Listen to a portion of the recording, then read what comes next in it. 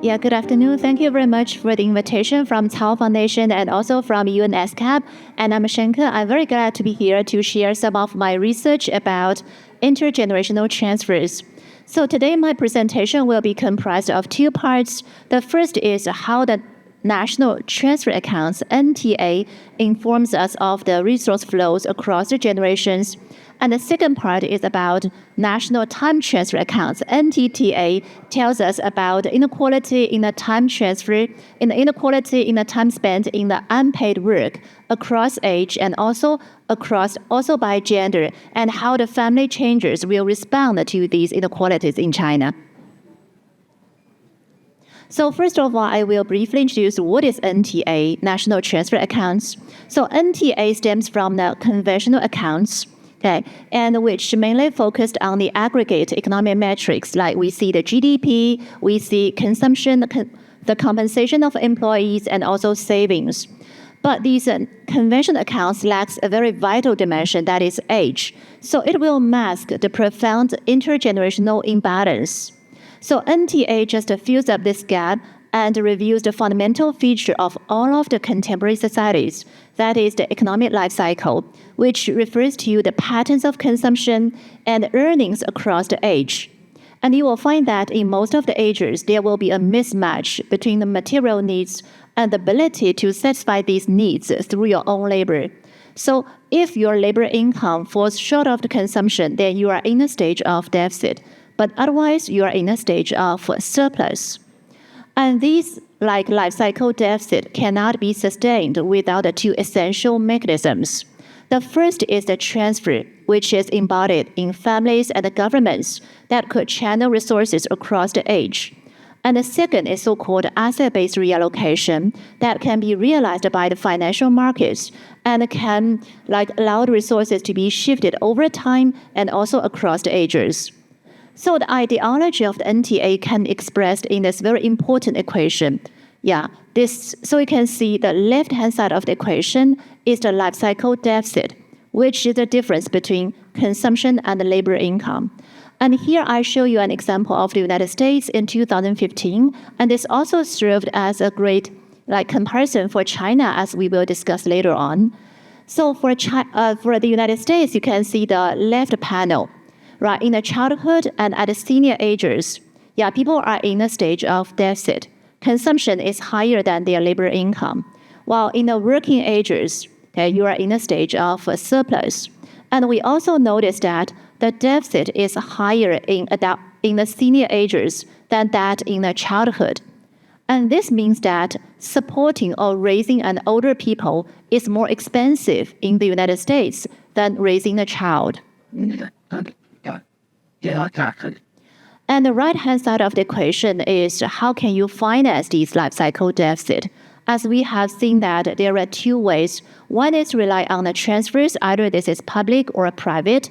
And the second is the asset-based reallocation, that is the asset income, net of the savings. So also we take a look at the case of the United States. So in childhood, you can see about half of the deficit is financed by the public transfers. That means the government provide free education and also subsidized healthcare for the children. And the rest, one half of the deficit is financed by the private transfers. So the families are supporting their kids. Then in the working ages, you can see in the surplus age.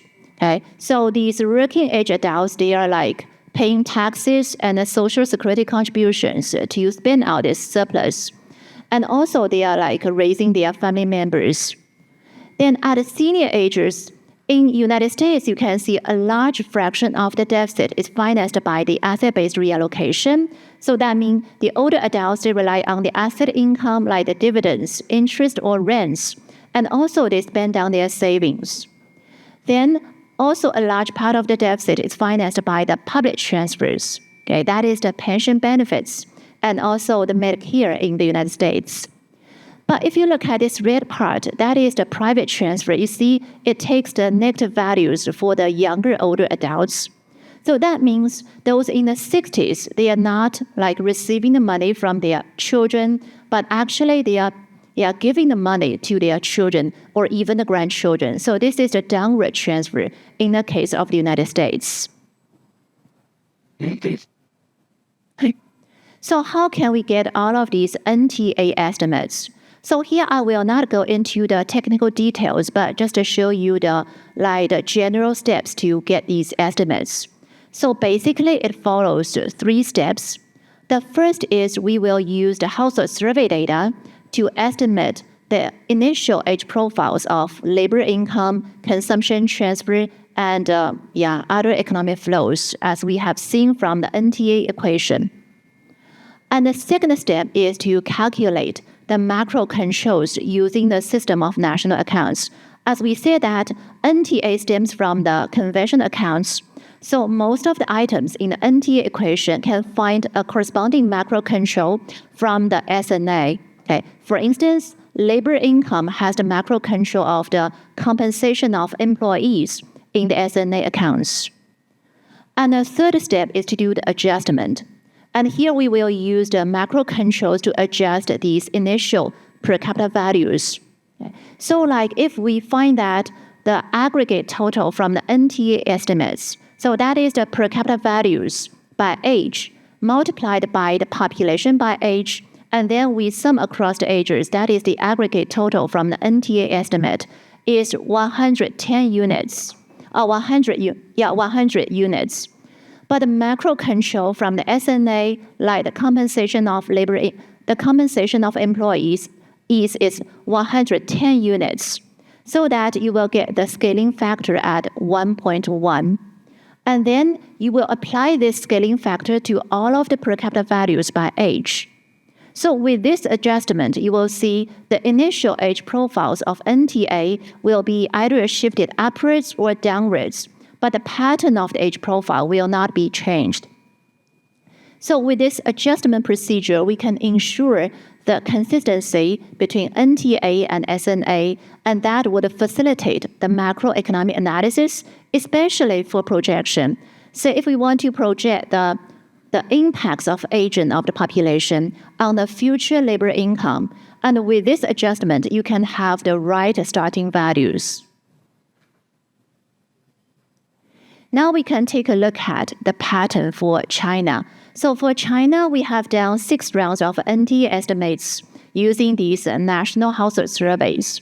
So the first one is 2002, then we have the 2007, 2010, 2014, 18, and the latest one was 2022. So the left panel is for the first decade of the century. And you can see the average labor income increased at an annual rate of 13.4% in this period between 2002 and 2010, a very strong growth because of the hyper-economic growth. And also another notable change over this decade is the peak earning age had dropped precipitously from age 41 years old in 2002 to only 28 by 2007. So 28 was quite young if you compare with the other countries. Just as we have seen for the US, the peak earning age was in the late 40s. And in Indonesia, the peak earning age was around 46 years old. But why China was so young? So there were mainly 2 reasons. One is the radical expansion of the college enrollment over the past decade. China's college enrollment has increased from only 1 million in 1998 to 5.7 million by 2007. So the rapid expansion of college mainly benefit younger population, especially the urban youth. So they can enter into these well-paid industries like high-tech industry, finance industry once they graduate from college. And the second reason for that is the massive urbanization process, which also took place from the late 1990s. You can see a large number of the rural young population in the late teens and early 20s. They moved to cities for employment. Okay, once they have finished middle school or senior high school education. So even though in the cities their labor income is still lower than that of the urban local residents, but it's already much higher than their parents or older brothers who were left behind in the countryside and mainly relied on the agricultural income. So you can see why in this transitional period, China had a very early peak earning age. But this is only temporary. So when a society becomes more mature, and you will see the contribution of the working experiences in wage will be more and more important. So by 2010, you can see the age have slightly increased to age 30. Then if you look at the next decade, you can see the labor income increased at a slower rate at 7.5% because of the moderate economic growth period. And also the peak earning age fluctuated in a range of 30 and 33 years old. And another change is that you notice a steeper decrease in labor income beyond the age 45 years old. Okay. So one major reason for that is the transition from the agricultural employment to the non-agricultural employment in the urbanization process. So people have to follow the rigid and also early retirement system in China. Like in China, the female workers have to retire at age of 50 or 55 years old, and the males have to retire at age of 60, very young. And this also indicates the age discrimination in the job market. Now. Then we move to look at the consumption change over these 2 decades. And in the first decade, you can see consumption increased at an annual rate of 12.3%. Okay. So this is high, but still lower than that of the increase of labor income. And if you calculate the average consumption as the share of the prime age labor income, that is the age for 30 to 49 years old, and China's ratio was around 38% in 2010. And this is also quite low as compared with the other countries. Like in the United States, the ratio was above 70%, and in Thailand in 2017 also above 70%, and in Korea in 2019 was 63%. So here you can see China still had a weak domestic demand in comparison to its labor income. And if you look at the age patterns of the consumption, so in 2002, this is a very typical pattern for the low-income countries. You can see there was lower consumption in childhood, and it's roughly flat in adult ages. So in 2002, you can see in China, raising a child is cheaper than supporting an older adult, a different pattern than from that of the United States.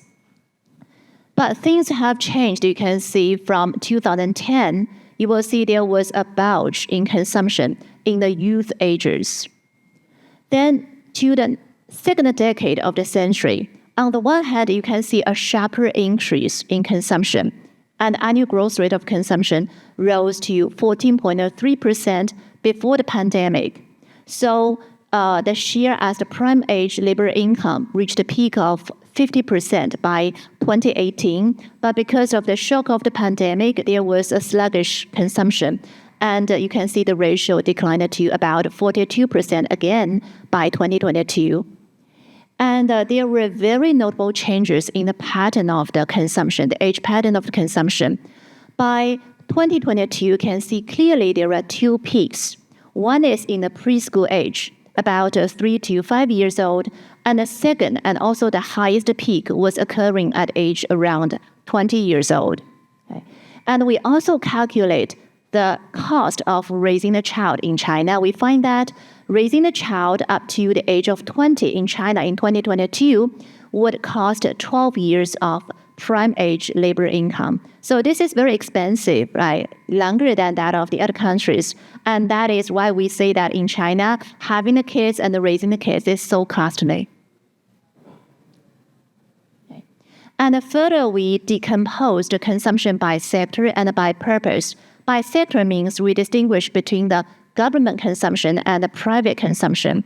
And by purpose, we means that we distinguish between the education consumption, healthcare, and the consumption other than education and healthcare. So here you can see different colors. So the double peaks in the consumption mainly results from the blue color. That is the private education consumption. You can see it's the highest in the preschool stage and also in the post-secondary education, the high school education, and the college education. It's very costly. And if you look at red parts, that is the public healthcare consumption, which has been increasing fast at the senior ages. And the increase was much slower for the private healthcare consumption, that is in the orange color. And if you look at the yellow color, that is the public education consumption, you can see it concentrated at school ages 6 to 22 years old, but we don't see much of the variation across the level of schools. Okay. And the largest part in this graph, that is the private other consumption. The private consumption other than education and healthcare. And you can see it's the largest for the younger population, aged 25 to 35 years old. So they have just finished the schools and they became a new consumption cohort. But if you compare this, older people, right? Even though many of the older people, the baby booming generation in China is also quite rich because their wealth has been exploding because of the booming housing market. But still, they are very thrift.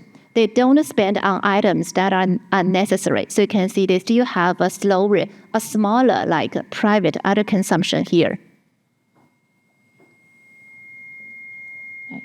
Now we will combine the consumption pattern and the labor income pattern together to calculate the life cycle deficit per capita. Okay. So you can see over these 20 years, the deficit increased dramatically at dependent ages, particularly in the childhood. It's getting more and more expensive to raise the kids. And also the range of the surplus changed. So in 2002, the surplus started from the age of 22 and ended at the age of 60. And that means a 22-year-old youth in 2002 could be self-sufficient. Their labor income can just cover their expenditures. Okay? And by 2022, you can see the start has been postponed to age 23 years old because of the expansion of college. And also, the ending age has been advanced to only 58 years old. So the surplus range has shortened by 3 years over these 2 decades. Okay? And if you compare, so from these figures, you will see that the real dependents in China are actually those below the age of 23 and above the age of 58 years old in 2022. And this is much larger than the traditional dependents we have used in our calculations, those below the age of 15 and above the age of 65.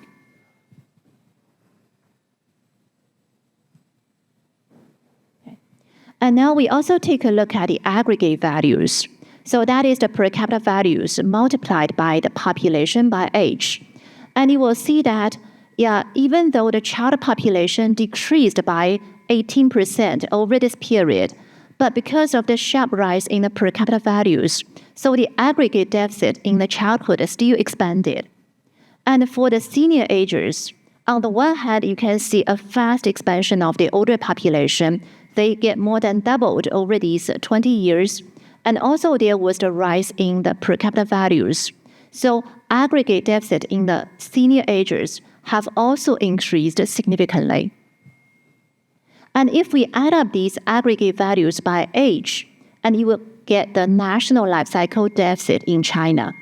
And in 2022, China's life cycle deficit was still negative. That means China was still enjoying the huge life cycle surplus. But many of the other countries, like the United States, they are actually running the life cycle deficit at the national level. So the next question is when China will run out of the life cycle surplus in the future in the aging process. So here we can do the simulation. So here we look at the 2 scenarios. The first scenario is we just assume the age-specific per capita life cycle deficit will remain constant over time, and the only changing factor is the age structure of the population. So in this case, you can see China's life cycle surplus will be exhausted in the mid of the century, so only 25 years ahead. And if you look at the blue line, and here we used age profiles of South Korea in 2019, and South Korea have a much stronger consumption. The consumption as the share of the prime age labor income was 63% in 2019. And in this case, with China's population age structure, China would have run the life cycle deficit even at present. Okay. So how can we learn from these NTA estimates?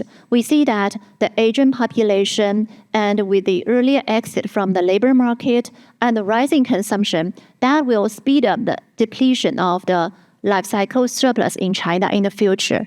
Okay. So now we are actually faced with a series of dilemmas.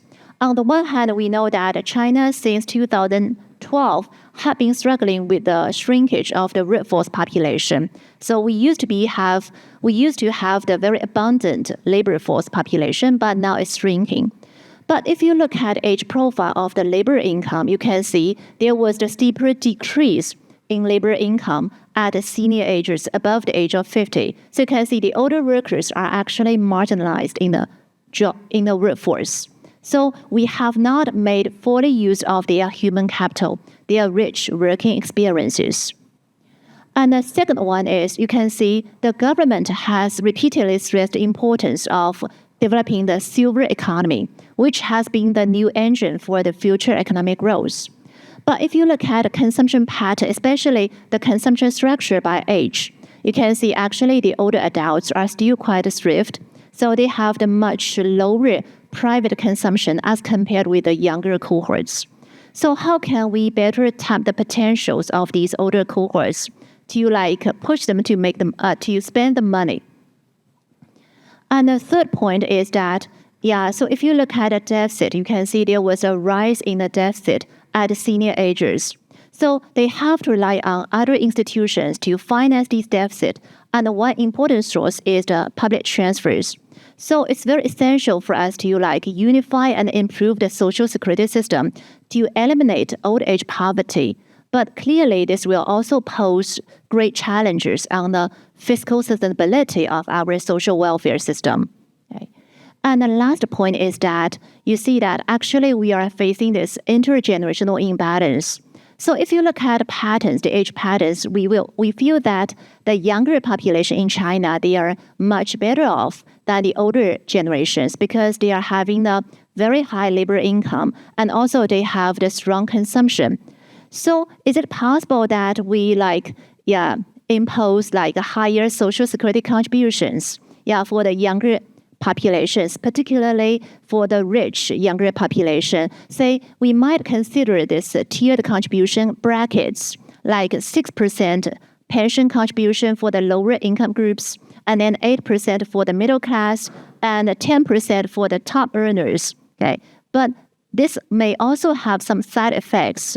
This will lower the consumption potentials of these younger workers and may also hurt the economic vitality. So here we are faced with these dilemmas, and we have to strike a balance between these trade-offs, I think. Right. So this is for NTA. Okay. So NTA has told us this flows of the resources across the generations and the future implications of aging. But there is one big limitation of NTA is that it only takes into account of the value of the market labor. Okay, but we know that actually, people spend a lot of time in these unpaid work, like caring for kids, caring for the older adults, and also doing the domestic work. Okay, but all of these activities, they were undervalued in economic terms. So here we need this NTTA, National Time Transfer Accounts, which checks the time spent by individuals at different ages in these unpaid work using the time use survey data, and then we would assign a value to that work using the replacement wage for that service. So we can make these invisible work more visible. And this is also very important for the policy implication because it's gendered, right? You can see men and women specialize in different types of work. This is also the case for the Asian countries. You can see the men make much higher labor income than the female counterparts. But if you look at this unpaid work, this is the reversed gender gap. Actually, the females made much more contributions in these unpaid work. Okay, so if we ignore these values, so we would underestimate the economic contributions of the females. So this is very important. So for China, we have estimate the time spent in unpaid work using 2 rounds of national time transfer or national time use surveys, one in 2008 and the latest one in 2018. Okay. So here we distinguish 2 types of unpaid work. One is the domestic work, okay, like cooking and doing the washes. And the second one is for caregiving. And here we include 3 kinds of caregiving. One is caring for the children, and the second is caring for the older adults, and the third one is tutoring the children. This is also very important. So you can see in 2008, the men spent on average 123 minutes per week in domestic work. And the females, they spent 6 hours. So the gender gap is 2.93 to 1 in 2008. And by 2018, you can see the time spent on these domestic work have decreased significantly for both men and women to only 90 minutes and 257 minutes. So that is because of the more prevalence of these smart home facilities like dishwashers, robot cleaners, and also more families, they hire domestic helpers to do this work. Okay. And the gender gap also slightly decreased. But if you look at the time spent in caregiving, in 2008, men spent only 25 minutes per week, and the females spent 65 minutes. And by 2018, you can see, the time spent in caregiving for both men and women more than doubled, okay, especially in childcare. Okay. And also, the gender gap slightly widened to 2.63 to 1. Okay. And if you look at the time spent by age groups, you can see a more nuanced story. Okay. So that is for 2018, and the left panel is for housework. You can see, women spent much more time in housework and also in caregiving than the male counterparts at all of the ages. And for housework, you can see older adults spend more time in housework than the younger generations. And also the gender gap widened significantly at more senior ages. Okay. But if you look at the pattern of the caregiving, for females, clearly there are 2 peaks. The highest peak was in the late 20s and early 30s. So that is the time for childbearing. And the second one was in the late 50s. Okay, so the females, they have just retired and they became the major caregiver for their grandchildren. Okay. And the 2 peaks for men are later, one in the 30s and the other was in the early 60s. And also you can see the peaks were much less prominent than those for women. Okay. So there was a wider gender gap in the prime working ages at the age of 25 to 39 years old. So this just explained, has served as a very important reason for the gender gap in the labor force participation. Okay. So you can see this is the labor force participation by gender and age group in China. And between 1990 and 2015, so the labor force participation at younger ages, below the age of 24, have dropped significantly. But this is a good signal because that is because of the expansion of the college. But it's worthwhile that it's noteworthy that you see the female labor force participation at prime working ages, 25 to 44 years old, declined by 15 points over this period. But the male labor force participation only declined by 7 points. Okay? So there was a wider gender gap in employment. And economists have tried to find out the reasons from the demand side. For instance, they cite the reason of the replacement of the job assignment system with open recruitment and also the transition of the lifelong employment toward contract-based employment in the market reform process. But there is also one important reason from the supply side. That is the collapse of the daycare centers, which used to accommodate children under 3 years old and affiliated to the SOEs and public institutions. in the late 1990s because of the privatization of the SOEs. So that is why we have seen that women have to spend much more time in caregiving over the past decade. So that has resulted in the great waste of the human capital investment for the females. You can see that in 2020, actually, the gender gap in the college attainment has reversed. About 30% of the female youth in the early 20s, they have the chance to attend college, higher than that of the male counterparts. But still, like in the prime working ages, the females have the much lower employment rate than the male counterparts. Now we combine these paid and unpaid work together to see the gender gaps.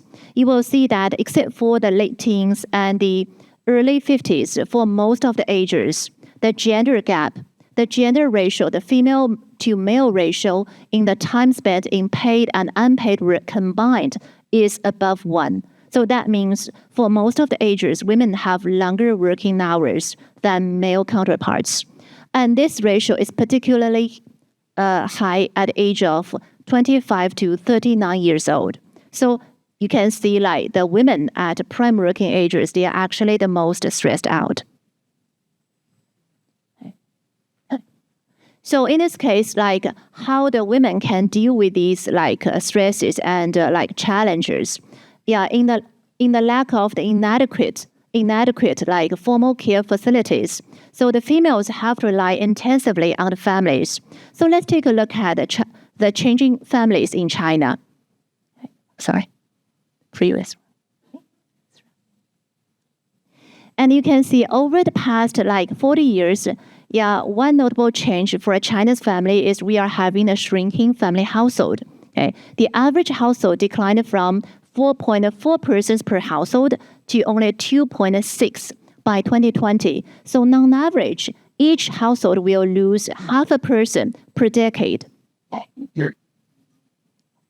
And behind the shrinking household, you can see the changes in the household structures. So over these like 40 years, you can see on the one hand, there was a sharp rise in the one generation household from only 13% to about 50% by 2020. And especially for the one-person household, as mentioned by Professor Low this morning, you see, has increased from 6% to over a quarter by 2020. So that was about the level in South Korea in 2010. And at the same time, you can see the two-generation household has seen a sharp decrease from nearly 70% in 1990 to only about 1/3 by 2020. But if you look at a three-generation household, actually it's quite stable. The proportion is quite stable at the national level, about 16.5% before 2010, and had a slight decrease to 13.3% by 2020. So that is the national level estimate. And we further disaggregate the household size and household type by age using the census. So here we compare the situation in 1990 and 2010. And the pink color here represents the one-generation household. And the green one is the two-generation, and the blue one is the three-generation household. And you find that in 1990, about 40% of the infants under 3 years old were residing in the three-generation household. They co-reside with their parents and grandparents. But by 2010, you can see the proportion has increased sharply to 70%.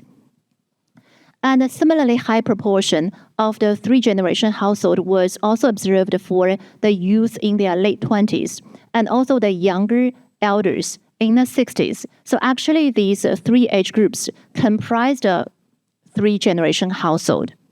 And these three-generation household, they are formed, to take care of this, grandchild, these very young kids. And you also see that this is not a permanent living arrangement. This is only a transitional living arrangement. Because when a child gets older, say they approach the age of 3, they go to the preschools and then go to the primary schools, you can see there was a quick decrease in the share of the 3-generation household. Means that, when they get old, the 3-generation household will further split into a nuclear household and then a single generation old household. Okay? And also we find that at very senior ages, like at the age of 80s, the share of the 1-generation household and even the 1-person household has been increased. Right. So here from these patterns, you can see that families continue to offer the vital instrumental support for its members for the critical stages of life. Particularly, you can see the older people and also the females have made great contributions for the families. But here still we need more institutional support from the government side. One thing is I've mentioned before, that is to acknowledge the grandparents' contribution. Especially China recently has delayed the age at retirement for the males and the females, especially for the females. So in the future, there might be the conflict between the work and the grandchild care responsibility for the grandmothers. So we should offer them more compensations and more subsidies and more acknowledgements. And the second one is we can introduce the care credits in the pension system. So you can see the females actually spend a lot of time in caregiving. So they not only sacrifice their current earnings, they also sacrifice their future pension benefits. So maybe we can translate 2 years of certified caregiving to 1 year of pension contribution credits to acknowledge their contributions. And the third one is we can tie the daycare subsidies to the female employment. That means the full-time working mothers can receive more subsidies from the government, and the part-time workers, they can receive lower, but stay-at-home mothers can receive the lowest. That is to encourage the female employment. Especially you can see the females have such a high educational investment in their younger ages. Okay, so here are some of my discussions on this topic. Thank you very much.